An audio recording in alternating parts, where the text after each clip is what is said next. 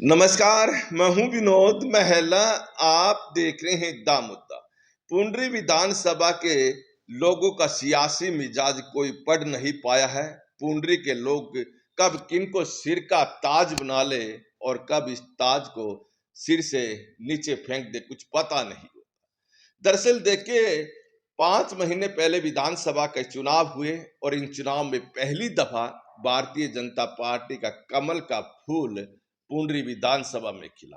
अब तक पुंडरी विधानसभा भारतीय जनता पार्टी के लिए बंजर साबित हो रही थी। और देखिए, यहां सियासी हवा का रुख कोई भी हो, लेकिन पुंडरी के मतदाताओं पर इसका कोई असर नहीं पड़ता। 1991 के विधानसभा चुनाव में कांग्रेस के टिकट पर चौधरी ईश्वर सिंह विधायक बने थे। उसके बाद कई पार्टियों की हवा आई, लेकिन यहाँ के मतदाताओं ने अपना मनपसंद आजाद प्रत्याशी ही बार बार विधानसभा में भेजे। और लग रहा था कि इस दफा भी कुछ ऐसा ही होने वाला है, लेकिन सतपाल जांबा को भारतीय जनता पार्टी ने टिकट दिया। वो विधायक बने। हालांकि जीत बड़ी छोटी रही, लेकिन जीत जीत होती है। अब देखिए, यहाँ पुंडरी नगर पालिका के चुनाव हुए और भारतीय जनता पार्टी को उम्मीद थी कि यहाँ पर कमल का फूल खिल जाएगा, लेकिन पुंडरी के लोगों ने भारतीय जनता पार्टी की भी रड़क निकाल दी। देखिए, तो सतपाल जांबा जो यहाँ से विधायक है, उन्होंने खूब प्रचार किया। मुख्यमंत्री नायब सिंह सैनी ने खूब प्रचार किया और विधानसभा चुनाव में दूसरे नंबर पर रहे आजाद प्रत्याशी सतवीर बाना, वो भी अब भारतीय जनता पार्टी में हैं। उन्होंने भी खूब प्रचार किया, लेकिन ये तमाम लोग भारतीय जनता पार्टी की प्रत्याशी ममता सैनी को जीत नहीं दिलवा पाए। जीत की तो दूर की बात, ममता सैनी तीसरे नंबर पर रही और ऐसी प्रत्याशी चेयरपर्सन का चुनाव जीती है, जो बिल्कुल सामान्य महिला है, लेकिन जनता उनके साथ खड़ी रही। दरअसल अब भारतीय जनता पार्टी की प्रत्याशी की हार हुई है और हर हार के बाद ठीकरा किसी न किसी पर फोड़ा जाता है। हो सकता है कि यहाँ पर जो ठीकरा है, मौजूदा विधायक सतपाल जांबा के सिर भी फोड़ा जाए, लेकिन सतपाल जांबा एकमात्र हार के कारण नहीं है। बहुत सारे कारण यहाँ भारतीय जनता पार्टी की हार के कारण रहे हैं।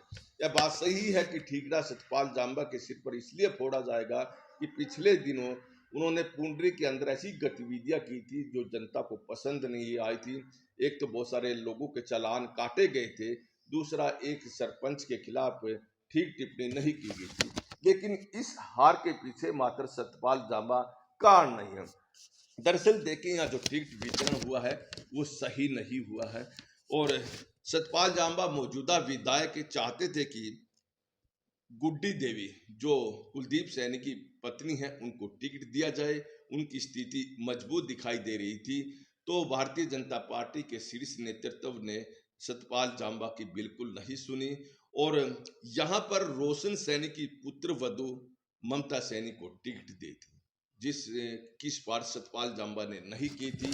तो देखिए, रोशन सैनी और मुख्यमंत्री नायब सिंह सैनी की अच्छी खासी बनती है और ऐसा माना जा रहा था कि कहीं ना कहीं उनके रोशन सैनी के सिर पर हाथ है, वो मुख्यमंत्री नायब सिंह सैनी का भी रहा है। और इससे पहले भी देखे, हालांकि इसकी जो पुंडरी नगर पालिका की नतीजे की जो पटकथा है वो पहले ही लिखी गई थी।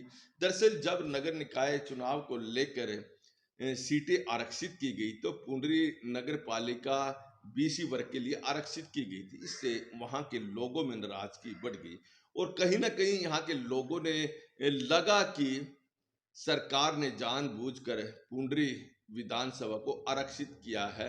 तो वहां देखिए, जब पुंडरी नगर पालिका में पुंडरी कस्बे में रोड समुदाय का प्रभाव ज्यादा है, इनकी वोटें अच्छी खासी और कहीं चेहरे चुनाव की तैयारी भी कर रहे थे। लेकिन जैसे ही बीसी वर्ग के लिए सीट आरक्षित की गई, थोड़ी नाराजगी थी।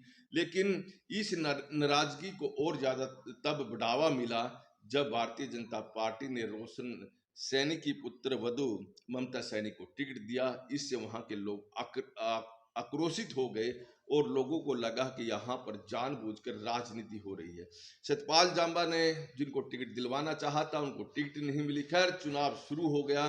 तो उसके बाद जिस रोड समुदाय ने भारतीय जनता पार्टी के प्रत्याशी सतपाल जाम्बा को विधानसभा चुनाव में खूब वोट देकर बनाया था, पहली दफा कमल का फूल खिलाया था, वो रोड समुदाय भारतीय जनता पार्टी से नाराज हो गया पुंडरी नगर पालिका में, और रोड समुदाय एक मुश्त होकर जो बबली गोस्वामी है उनके साथ लग गया। उन्होंने दोनों सैनी चेहरे यानी ममता सैनी और गुड्डी देवी, दोनों ये सैनी समाज से आते हैं, इन दोनों को छोड़कर तीसरा चेहरा बबली गोस्वामी के साथ खड़े हो गए।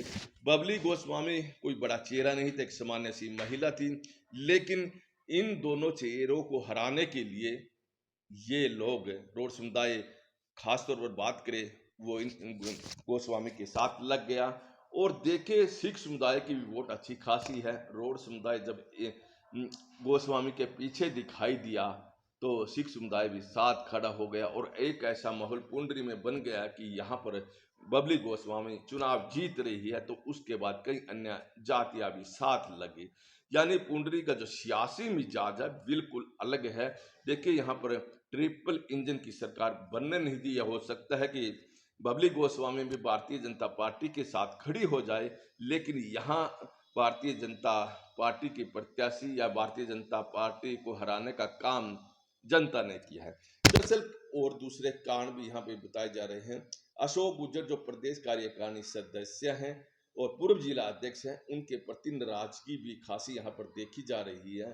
दरअसल ममता सैनी को जो टिकट मिली है उसकी सिफारिश अशोक गुर्जर और मौजूदा अध्यक्ष मुनीष ने भी की है।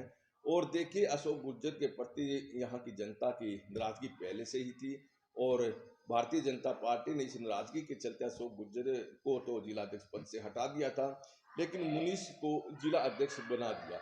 और मुनीष कोई और नहीं, अशोक गुर्जर का दाहिना हाथ है, उनके खास मित्र हैं। ऐसे में जो गुस्सा कम होना था जिला अध्यक्ष बनने के बाद, वो गुस्सा कम नहीं हुआ, क्योंकि लोगों को लगा कि अशोक गुर्जर ने अपने ही मित्र को जिला अध्यक्ष बना दिया। खैर अब नगर निकाय के चुनाव पूरे हो गए, नतीजे सामने आ गए हैं।